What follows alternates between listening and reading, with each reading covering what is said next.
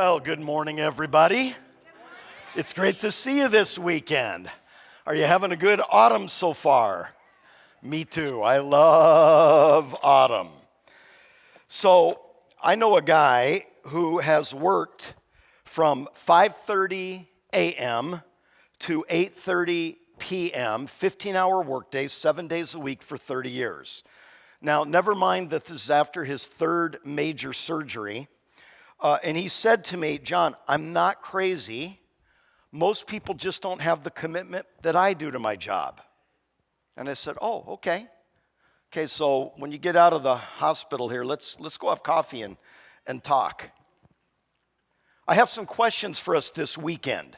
First of all, in reference to a healthy work-life balance, how much commitment should a person have to their job? Now, honestly, be real. What does God expect and what does the Bible teach? Secondly, is it actually possible for a profession to become an obsession? Another question, is it possible for some people to actually develop some version of a psychological addiction to work? I could ask a whole lot of different questions, but those will get us started. Those will get us thinking. We're in a series these days called Faith at Work. In other words, how to live for God on the job. What does it look like to leverage our relationship with Jesus in the marketplace? And so this is the third weekend teaching out of 7 weekends, and we're going to talk this weekend about what drives the workaholic. Some of you are looking at me saying, John, I got the opposite problem. I'm just fairly unmotivated, and like a 40-hour week is like something I'm not highly familiar with. We'll encourage you later on in the series. But this weekend, Workaholic. Reach for your notes. We have hard copy available. Also, you can always access on your device digitally at YouVersion a digital option for our notes. Now, the Bible talks about line upon line, precept upon precept. So what I want to do is take about 45 seconds and thread us in. Weekend 1, we talked about the rewards of human labor. What does the Bible teach are the purposes or rewards for which God created work? And we identified 3, that we have an increased confidence, we have an increased character, and we have a new sense of accomplishment. Now, we said that work, when we rightly understand it and then rightly live it out, can actually be worship. Okay, that's a wild concept to many. Last weekend, we talked about keys to job satisfaction, and we said the first key is you've got to be in the place doing a job that you were created to do, gifted to do, wired to do. Then you'll love it. You'll be good at it, and it won't even seem like work. Secondly, we said you've got to work hard at keeping healthy relationships on the job, because you may love what you're doing, but can't stand a person or two you're working with, and you're just saying, God, if I see that person one more time, I'm going to pull my hair out strand by strand. The third thing we said you've got to do is cultivate a positive attitude. So those are the 3 keys to job satisfaction. Now, let's dive into the Bible this morning and see what the Bible teaches about work and priorities and ultimate eternal issues, etc. Now, we are going to be looking at 4 passages. Trust me when I tell you that any 4 of these passages, we could take 30 to 40 minutes each passage to unpack. We haven't got that kind of time, okay? But what I am going to give you, because I love you, is a homework assignment. So take 15, 20 minutes this week. It won't take you any longer, and read through all 4 of these passages. What I'm going to give you is the plot to each of these 4 stories, which are directly related to our theme this weekend, workaholism, a work-life balance that is wildly imbalanced, okay? So having said that, let's start with the rich young ruler. We find this in Mark 10, 17 to 31, and again, you'll see this on your notes. In Mark 10, we have a young man who is wealthy, influential, young, upwardly mobile, probably good looking. He's a millennial, he's a politician, he's a startup, wildly successful entrepreneur. He is the complete package. That's the rich young ruler. And Jesus is talking to him, and gives him an ultimate life decision. And he says, "You're almost there, young man." And by the way, the Bible says that Jesus felt love for this young man. "You're almost there, young fella.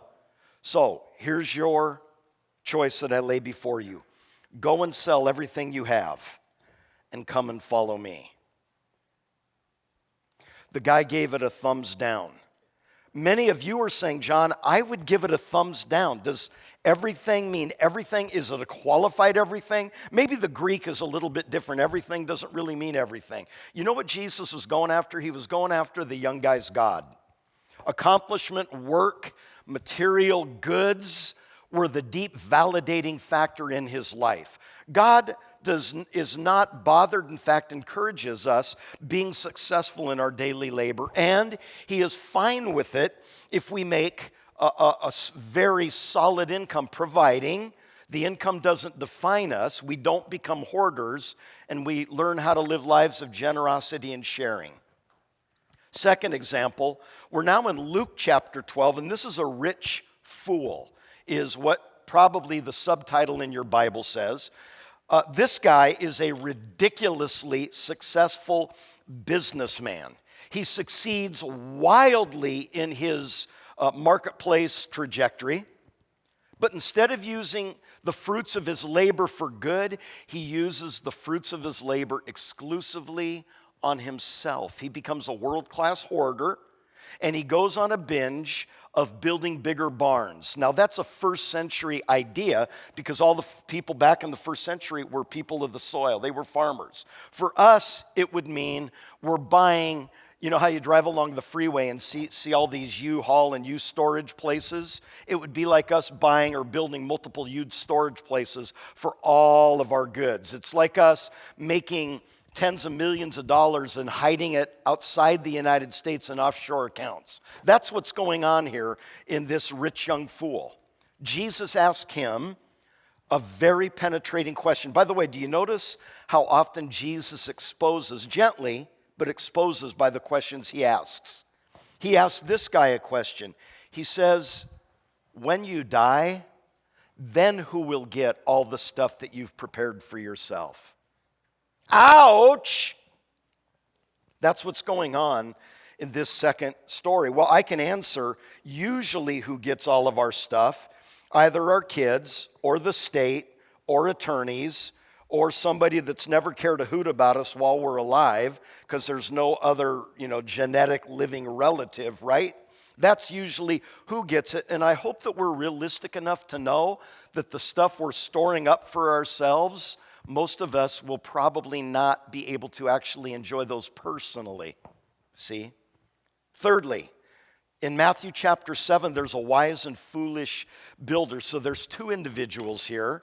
And the whole essence of Matthew chapter 7 is about what kind of foundation they are building their houses on, what kind of foundation you and I are building our lives on. And by the way, speaking of houses, lots of us, in fact, all of us, put our hope in houses, and then something happened. It was called 2007, 2008, 2009, 10, and 11 happened, and then all of a sudden, underwater happens, and then all of a sudden, short sale happens, and then all of a sudden, banking crisis happens, and then all of a sudden, so talk about a national, international wake-up call. In Matthew 7, one of these guys built his home upon a very rock-solid foundation. The other chose to shortcut and go a very weak, sandy, shifting foundation. And the inevitable storms of life came against both homes. Doesn't take a rocket scientist to figure out what happened. The one on the weak foundation collapsed. We're seeing some of this tragedy, aren't we, with our fellow Americans in North and South Carolina from this horrible hurricane and seeing almost whole cities carried away. It's tragic. The final is the ultimate question dealt with in Matthew 16. So here's the fourth of four passages, and Jesus is speaking to a bunch of first century workaholics, and he asks them this question. And again, I think this is the most potent question of all. He says to them, how or what good will it be for a person if they gain the whole world and in that process of gaining the world forfeit their own soul?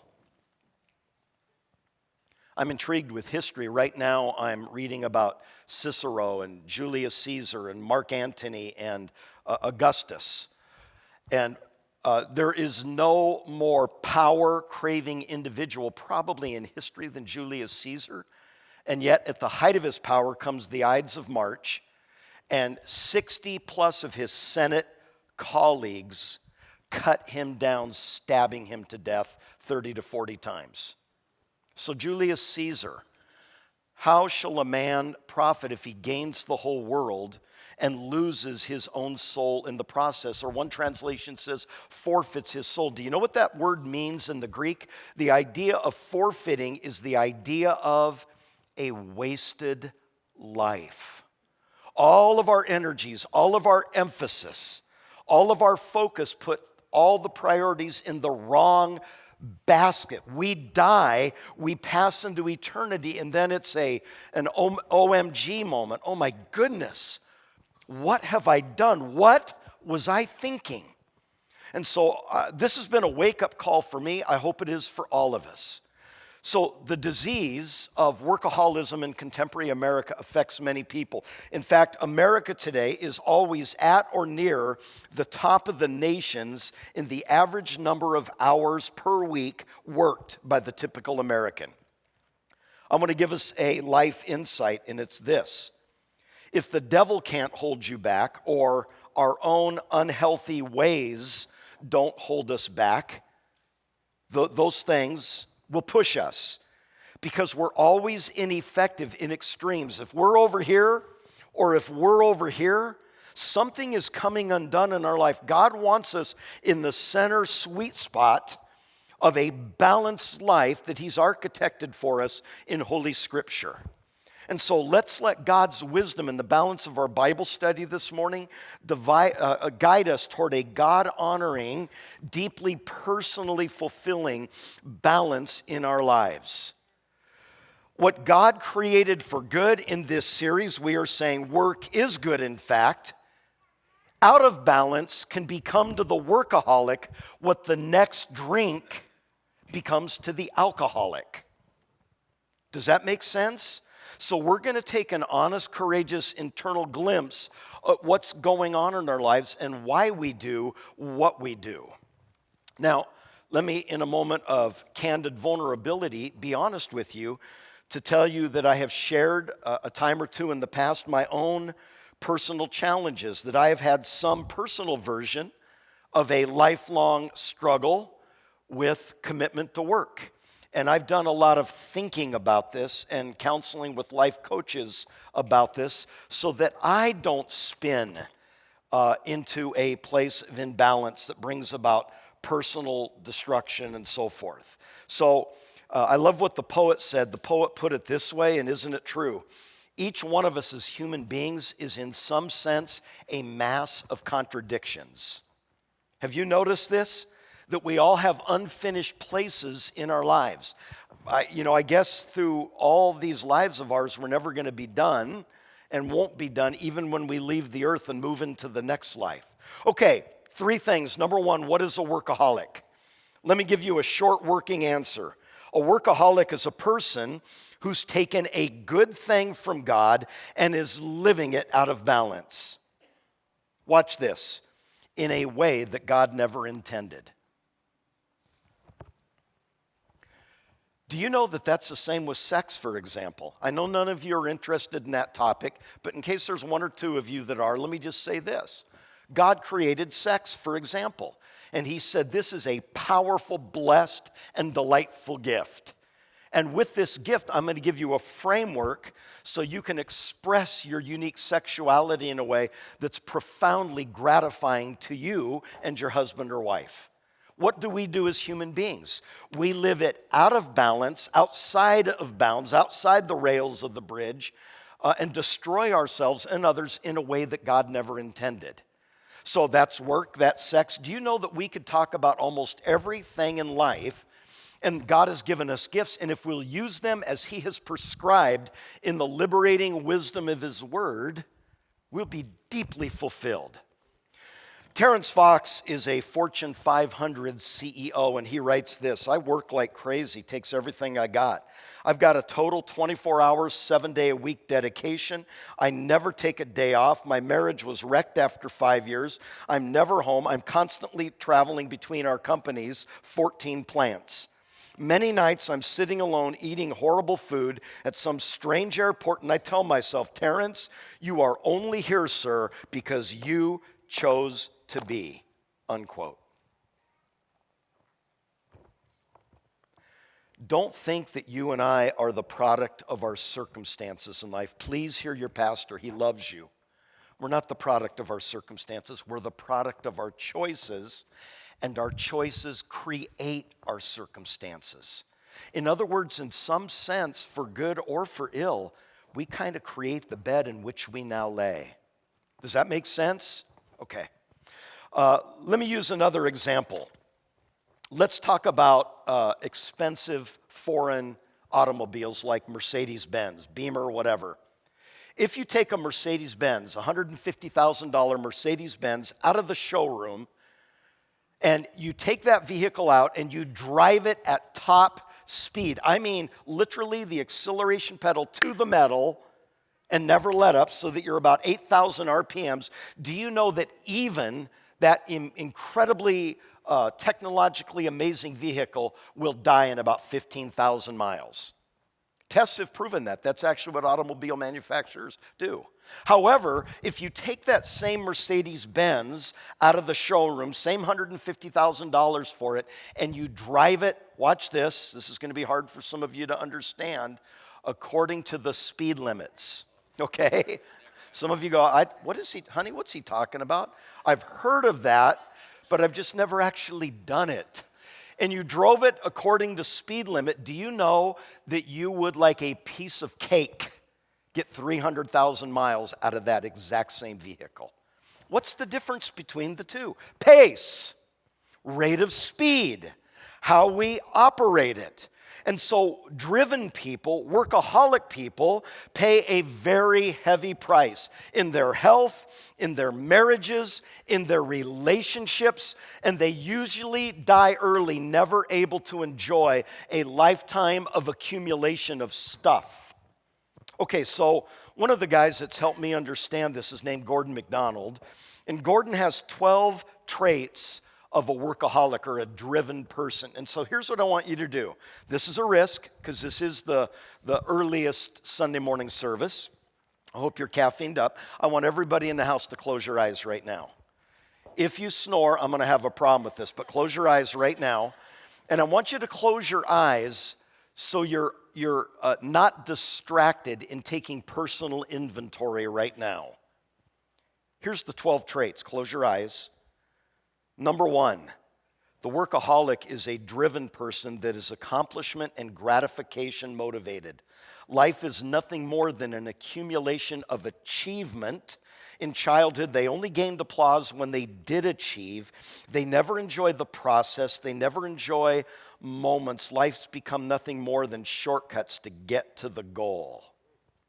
Number 2, they are very interested in symbols of power and accomplishment. Number 3, they are very interested in rewards and notoriety. This person is actually sad when they meet someone that doesn't know their name. Number 4, they have little people awareness. When they think of people, this is how they're thinking about people. What can that person do for me? Number 5, they have an uncontrolled pursuit of expansion. Number 6, they're very competitive. They spend their lives sizing other people up. Number 7, they find it impossible to rejoice in another person's success. Number 8, they're given to anger, and they have a hair trigger of exploding in anger at any time and can become instantaneously very hostile or cold. Number 9, they are obsessively busy. Number 10, They're complemented when people are awed by their workload. Number 11, they do not know how to take a day off, i.e., the biblical principle of Shabbat, meaning Sabbath, in which God says, give 1/7 of your days to me. 6 days you shall labor and do all of your work, but the 7th is a Sabbath to the Lord your God. I've given this as a gift to you. Come apart with me, or you will simply come apart. And number 12, they feel guilty and restless when they relax. Go ahead and open your eyes. So, how'd you do? How'd you do? These kinds of exercises are good because people like you and I have the inclination to kind of hydroplane off life. We never really think through the deep and enduring things that matter most.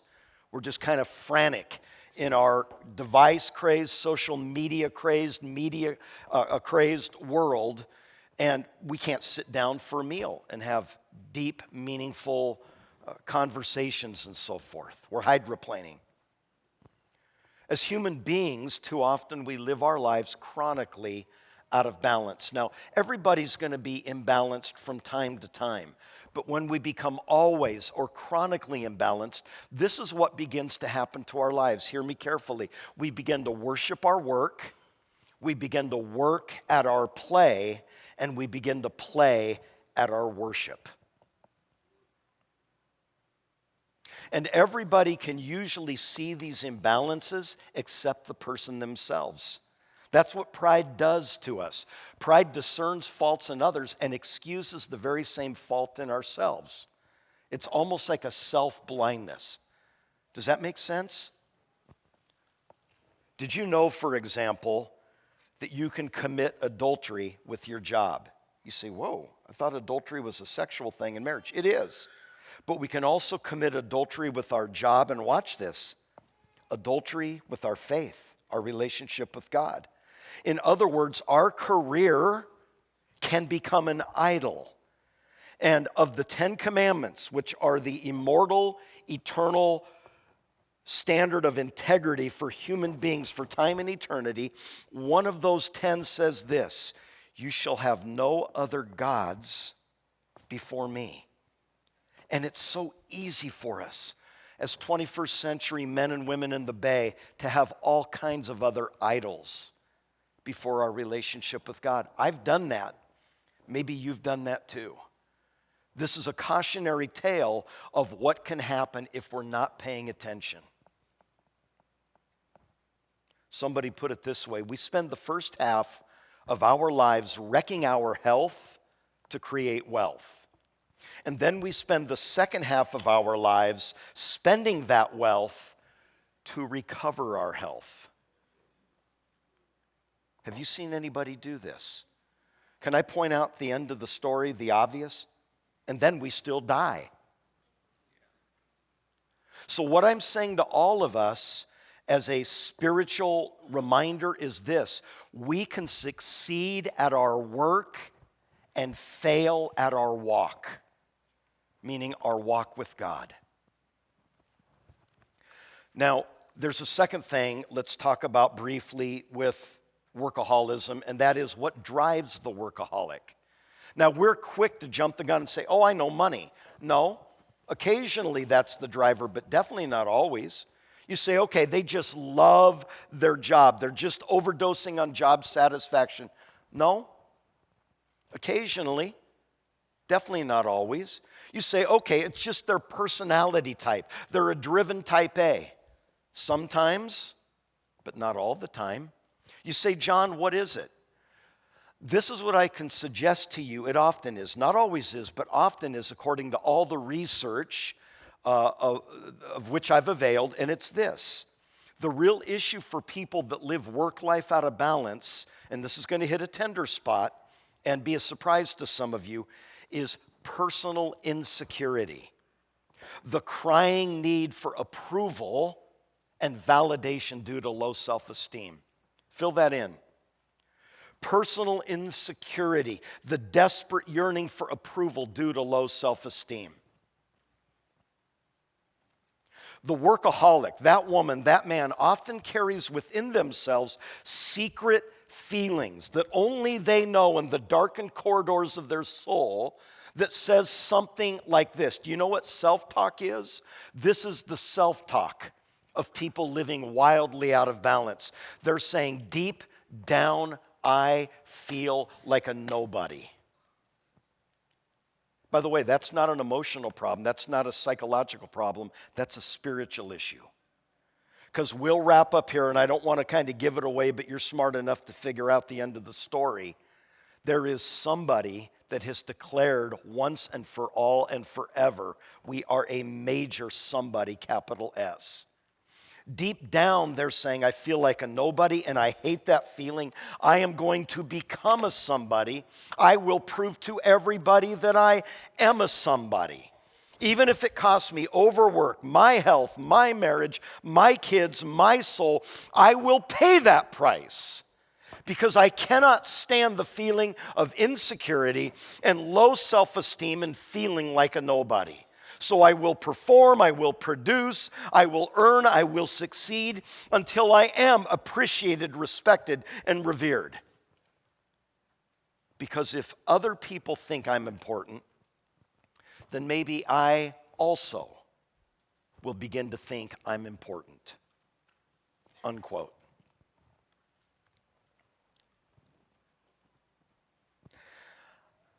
I don't know if you have anybody in your world that struggles with anorexia and the various issues about food and body image, self-esteem, and so maybe some of you are sitting in the house this weekend. Spiritual caregivers often call them love hungers. Do you know what love hungers are? Love hungers are when we try to get legitimate needs satisfied in profoundly unhealthy ways.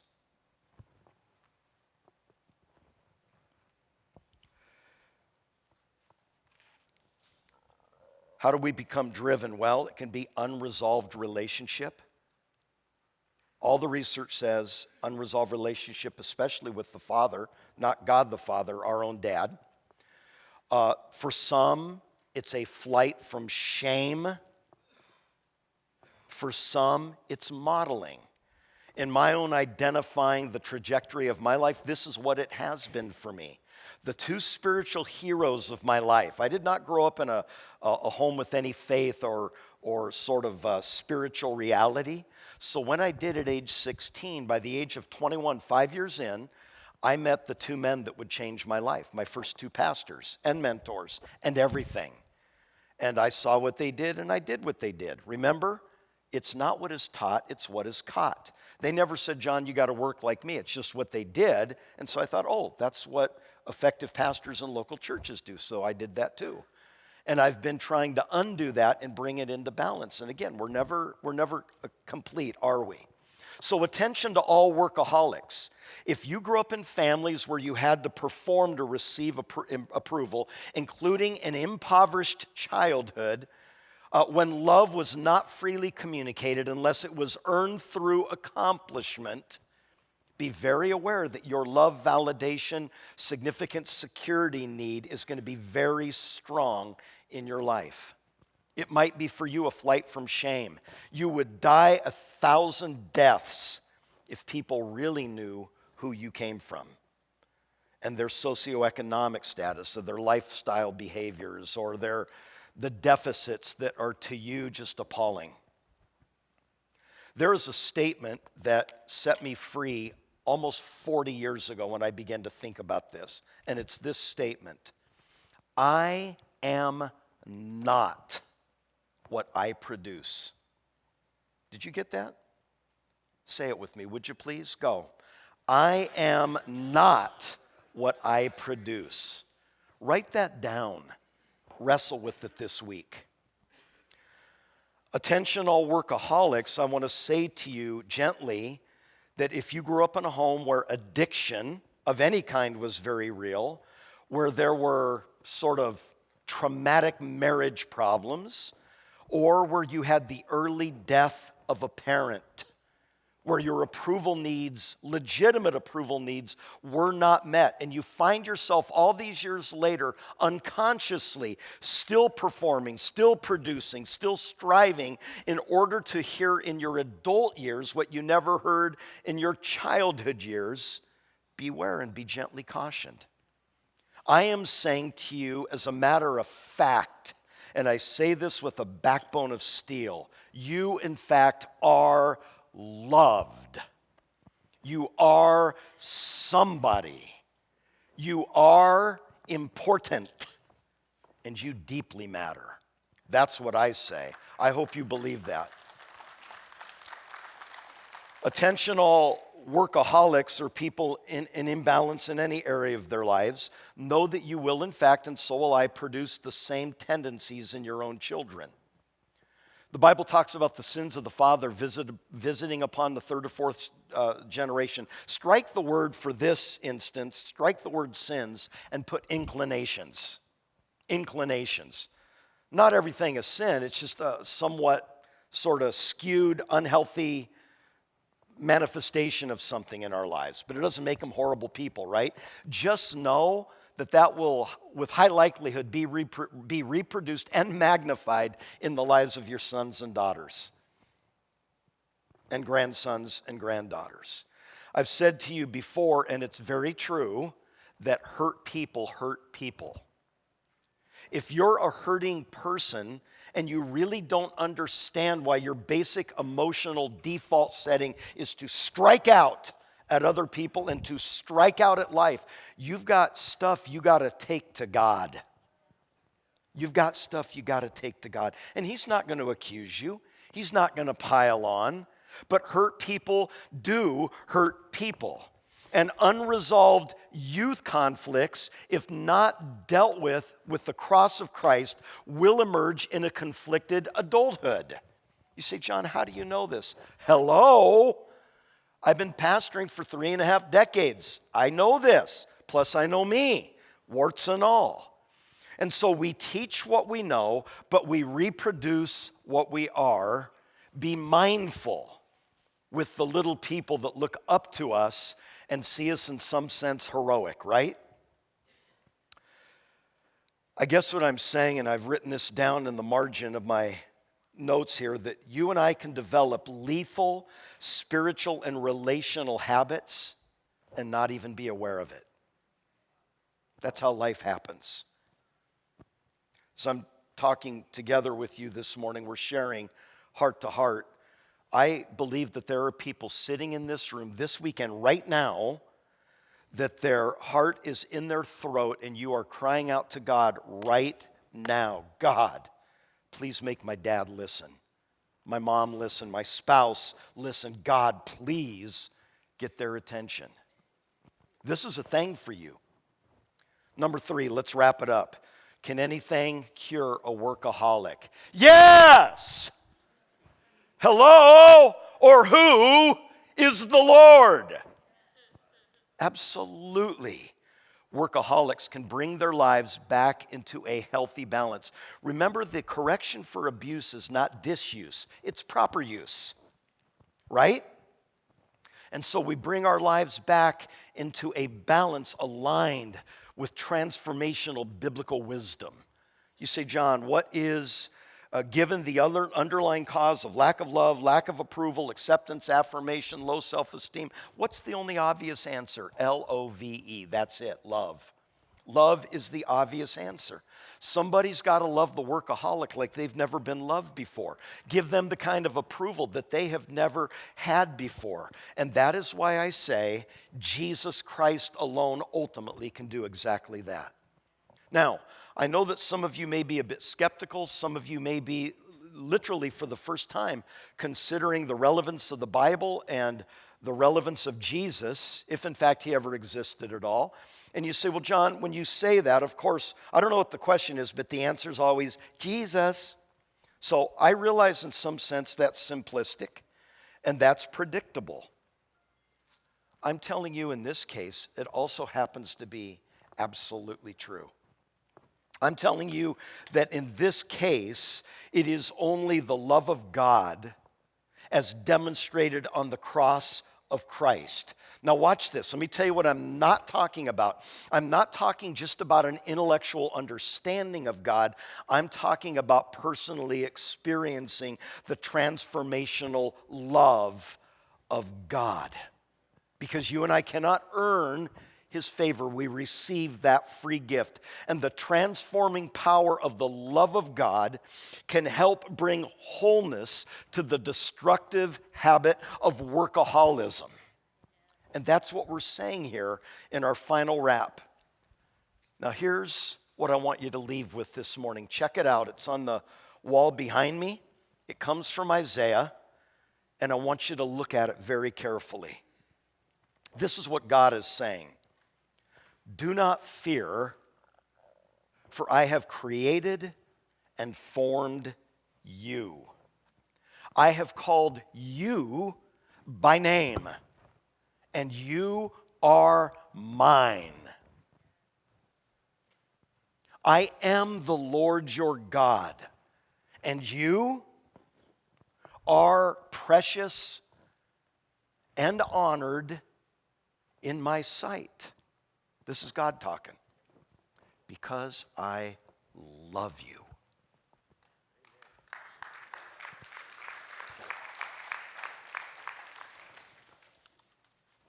Four practical things, and I've listed them there for you.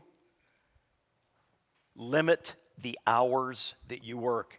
And you're looking at me and going, duh, been trying that for 40 years, I'm still failing. That's because you're not accountable to anyone. You and I have to be accountable.